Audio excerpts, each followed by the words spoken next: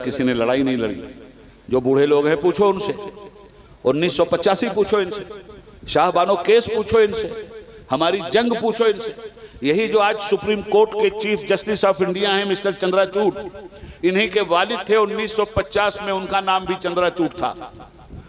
Full bench का फैसला parliament का मुस्लिम पर्सनल्ला के खिलाफ आया था, यही तुम्हारा खादिम था। सर को हथेली पे रख करके पूरे मुल्क में लड़ा था। और जून 1986 में राजीव गांधी की हुकूमत थी, 442 मेंबरान पार्लियामेंट थे उनके, 2 बजे रात तक पार्लियामेंट चली और हमने मुस्लिम पर्सनल्ला के खिलाफ जो सुप्रीम कोर्ट का फैसला था उसे पार्लियामेंट के जरिए कलअदब करार दिलवा के सुप्रीम कोर्ट के फैसले को फिर बहाल करवाने में कामयाबी हासिल की थी। तो सुप्रीम कोर्ट के फैसले को नहीं, मुस्लिम पर्सनल्ला के फैसले को। शरीयत एप्लीकेशन एक्ट 1937 पे हमला हुआ था। आर्टिकल 125 सीआरपीसी के तहत हमारी शरई कवानीन में मुदाखलत की गई थी। आर्टिकल 125 सीआरपीसी के खिलाफ उबैदुल्लाह आज़मी अपना सर हथेली पे लेके पूरे हिंदुस्तान में घूम रहा था। हर शहर में हम पे पाबंदी, बॉम्बे में पाबंदी, लखनऊ में पाबंदी, बेंगलोर में पाबंदी, कलकत्ता में पाबंदी। एक जगह अगर हम उतर रहे हैं हवाई जहाज से, शहर में जाने नहीं दिया जा रहा है, दूसरा गवर्नमेंट हवाई जहाज रख करके उठा के कलकत्ता भेज देती है। इन तमाम मराहिल से हम गुजरे हैं। किस लिए? मुस्लिम पर्सनल्ला की बहाली के लिए, शरीयत की बहाली के लिए। ये जंग हम 1985 में कामयाबी के साथ लड़कर कामयाब हुए हैं। तो शरीयत की बहाली के लिए तो हम लड़े कि 125 सीआरपीसी के तहत मुसलमानों के मसाइल का फैसला नहीं होगा। शरीयत एप्लीकेशन एक्ट 1937 के जरिए इसका फैसला होगा। अब जरा इस बात को भी समझ लो कि क्या था ये। एक औरत थी मध्य प्रदेश के शहर इंदौर में, नाम था उनका शाहबानो। आज के नए बच्चे सुन लें, पुराने लोगों को मालूम है ना सर। शहर बानो 60 साल की थी। उनके शौहर ने एडवोकेट मोहम्मद अहमद खान थे, उन्हें तलाक दे दिया। शाहबानो, शहर बानो ने, शाहबानो। जब तलाक दे दिया तो वो मेंटेनेंस के लिए अदालत में गई। अदालत ने शरीयत एक्ट के खिलाफ फैसला दे दिया। अब शरीयत एक्ट क्या है पहले उसको जान लो, और 125 सीआरपीसी क्या है इसको जान लो। शरीयत एक्ट ये कहता है कि अगर किसी मुसलमान ने अपनी बीवी को तलाक दे दिया तो तलाक के बाद 3 हैज की मुद्दत तक, इद्दत की मुद्दत तक वो औरत अपने ही उस शौहर के घर में रहेगी जिसने तलाक दिया, और इद्दत की मुद्दत तक का सारा खर्चा उसी शौहर को देना होगा जिसने तलाक दिया। इद्दत की मुद्दत खत्म होने के बाद वो औरत अपने मैके चली जाएगी। अब न ये शौहर है न वो बीवी है, वो जहां चाहे अपनी शादी कर ले। यह है शरीयत एक्ट। इद्दत की मुद्दत तक का खर्चा देना है जिसने तलाक दिया उसको। 3 हैज तक क्यों रोका गया? ताकि पता चल जाए कि इसका बच्चा तो नहीं है इस औरत के पेट में। अगर पता चल गया कि हमल से है तो अब जब तक बच्चा पैदा नहीं होता तब तक का खर्चा इसको देना पड़ेगा, बच्चे का भी और बच्चे की मां का। अब बच्चे के पैदा होने के बाद वो बच्चे को लेके जाएगी तो 9 साल या 11 साल तक अपनी कस्टडी में रखेगी, और 9 साल या 11 साल की उम्र तक उस बच्चे का खर्चा भी इस तलाक देने वाले को देना पड़ेगा।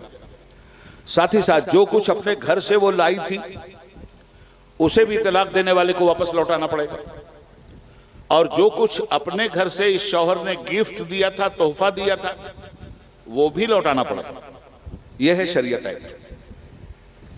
शरीयत एक्ट के खिलाफ फैसला आया किस कानून के तहत?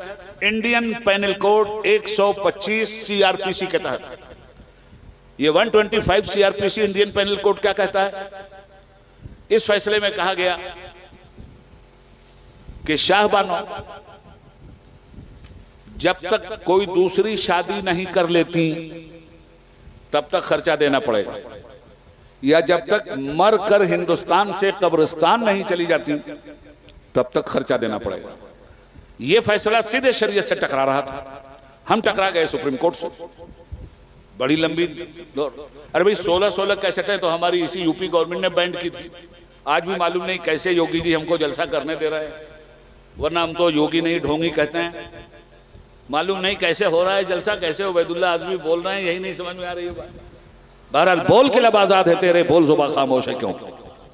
हम नेकोबद हुजूर को समझाए जाएंगे, मानो न मानो जाने जहां अख्तियार है। हजरत लड़े और 86 तक लड़े, बड़ी मुसीबतें उठाई, बड़ी जंग की। सीवान में जो हमने जलसा किया, सीवान के मुसलमानों को सलाम। सीवान में कोई मैदान नहीं था मुसलमानों जिसमें उबैदुल्लाह आज़मी का जलसा हो। उस जमाने में BBC लंदन का नुमाइंदा था, रिप्रेजेंटेटिव मार्क टेली, पढ़े लिखे लोग जानते हैं।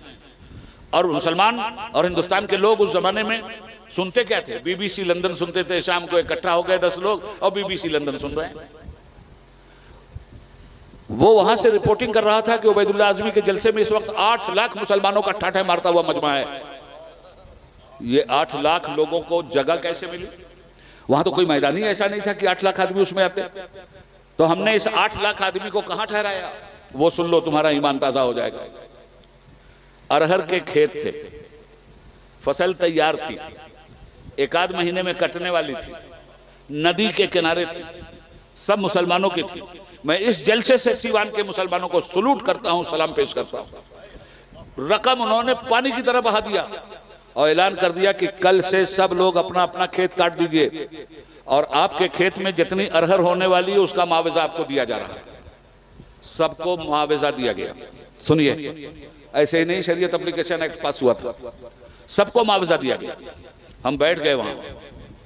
मेरे बड़े भाई मौलाना कमरुज़्ज़मान आज़मी लंदन से आए और वहां जब सबको मुआवजा देते रहे, अल्लामा अरशदुल क़ादरी अल्लाह ताला उनकी मग़फ़िरत फरमाए, वो भी मौजूद थे, रूहे रवां थे, मुंतजिम थे, नाजिम थे, खूने जिगर पिलाया था उन्होंने मुस्लिम रसूलुल्लाह के लिए। अब्र रहमत उनके मरकत पर गोहरबारी करे, हश्र तक शान करीमी नाज बरदारी करे।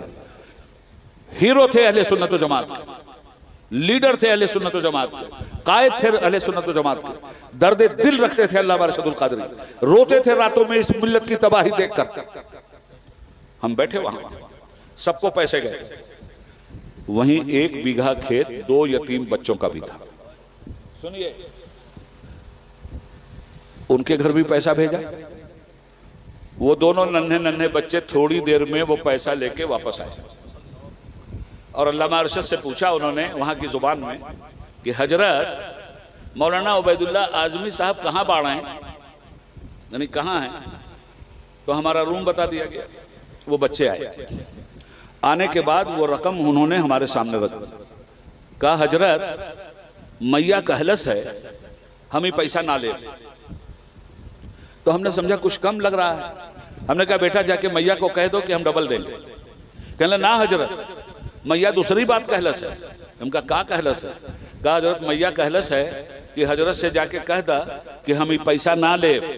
हजरत इमाम हुसैन इमाम हसन इस्लाम की खातिर अपनी गर्दन कटवा दे ले, हम 1 बीघा खेत ना कटवाई अपना, हम ना ले पैसा। कह दो उबैदुल्लाह आज़मी से लड़ाई, अपनी लड़ाई पूरी। ये जज्बा था मुसलमानों, ये जज्बा था। कहां मर गए? ये इश्क की आग क्यों सर्द हो गई? कितनी बड़ी लड़ाई लड़कर, जेल जाकर, मुकदमा सहकर, मुसीबतें उठाकर हम लोग ये लड़ाई लड़े थे कि 125 के तहत अब कोई मुकदमा नहीं जाएगा मुसलमानों का। जो भी मुसलमानों का तलाक का मसला होगा वो शरीयत एप्लीकेशन एक्ट 1937 के तहत जाएगा। मगर वाह रे मुसलमान, शरीयत का खून आज मुसलमान कैसे कर रहा है बताऊं? तलाक के जितने भी केसेस अदालतों में जा रहे हैं, 75% यही मुसलमान 125 CRPC के तहत कहता है कि हमको फैसला चाहिए, हमको शरीयत एप्लीकेशन एक्ट के तहत फैसला नहीं चाहिए। यही मुसलमान कह रहा है। अल्लाह की रहमत नाजिल होगी इन पे, अल्लाह के महबूब की नुसरत हमें मिलेगी। दीन का खुला हुआ मजाक हम उड़ा रहे हैं और जलसों में भी हम नहीं बाज आते। यहां भी आके हु हल्ला, यहां भी आकर के दांत निकालना, यहां भी आके नाराबाजी, यहां भी आके शोबाजी। कुछ तो शर्म कर लो। कुछ स्टेज वाले भी शर्म कर लें, कुछ नीचे बैठने वाले भी शर्म कर लें। हमें अपनी इन खराब आदतों को छोड़ना होगा।